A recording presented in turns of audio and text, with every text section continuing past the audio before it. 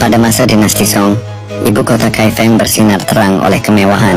Istana dihiasi emas, musik pesta terdengar tiap malam, dan kaisar tengah mempersiapkan sebuah perayaan besar untuk merayakan kemenangan perang.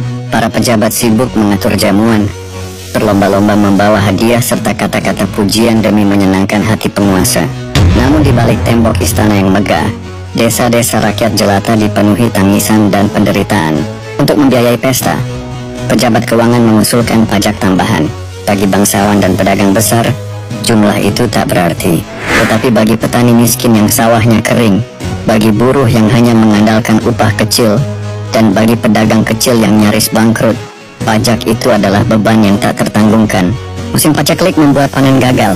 Banyak keluarga hanya makan bubur encer sekali sehari. Ada yang mencari akar liar di hutan untuk mengganjal perut.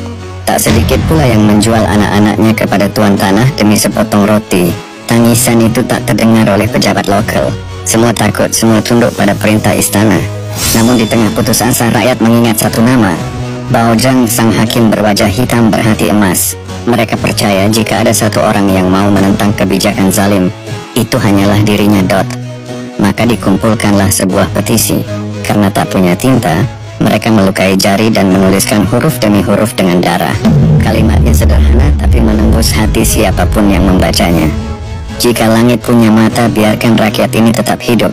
Petisi darah itu akhirnya sampai ke tangan Bao Zhang. Dia membacanya perlahan, matanya bergetar lalu menatap ke langit-langit. Dia berkata lirih, jika aku diam, aku bukan manusia. Lebih baik kepalaku jatuh daripada nuraniku mati. Para bawahannya terkejut. Mereka memohon, Tuan Bao, ini perintah istana. Jika Anda menentang, hidup Anda akan tamat. Tetapi Bao Zhang menatap mereka dengan tenang. Hukum diciptakan untuk rakyat. Jika rakyat mati kelaparan, untuk siapa hukum ditegakkan? Hari itu aula istana penuh sesak oleh pejabat. Mereka membawa hadiah emas, puisi indah, dan ucapan manis. Semua berlutut serempak. Semua memuji bahwa pajak tambahan adalah kebijakan bijak. Tak seorang pun berani berbeda. Hingga suara langkah Bao Zhang terdengar. Ia maju dengan tegap. Wajah hitamnya penuh wibawa. Di tangannya ia membawa gulungan petisi darah rakyat jelata. Dengan lantang ia berkata, paduka kaisar, inilah suara rakyat. Mereka menulis dengan darah karena tinta pun tak mampu mereka beli. Mereka tidak meminta pesta, mereka hanya meminta hidup. Apakah emas istana lebih berharga daripada nyawa rakyat jelata? Ruangan mendadak senyap.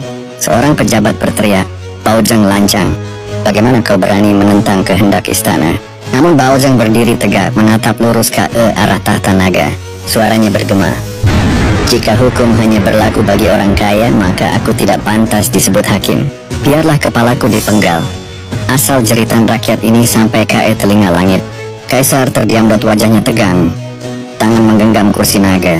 Semua pejabat menunduk menahan napas. Di luar istana kabar sudah menyebar. Rakyat berbondong-bondong berkumpul di gerbang, menyalakan dupa, menangis, dan berdoa agar suara mereka didengar. Akhirnya dengan suara berat kaisar berdiri. Bao Zhang, engkau benar. Apa arti kejayaan jika rakyatku menangis? Pajak tambahan ini kucabut, perayaan akan dipangkas. Biarlah rakyat makan kenyang, barulah istana bersuka cita. Saat kata-kata itu terucap, suasana istana berguncang. Para pejabat terdiam, tak berani membantah. Bao Zhang menunduk lalu bersujud, bukan karena kemenangan pribadi, melainkan karena jeritan rakyat akhirnya sampai ke telinga penguasa. Di luar, rakyat bersorak, air mata tumpah. Mereka berlutut sambil memukul tanah dengan tangan kosong, berteriak, hidup Hakim Bao. Suara rakyat akhirnya sampai ke langit.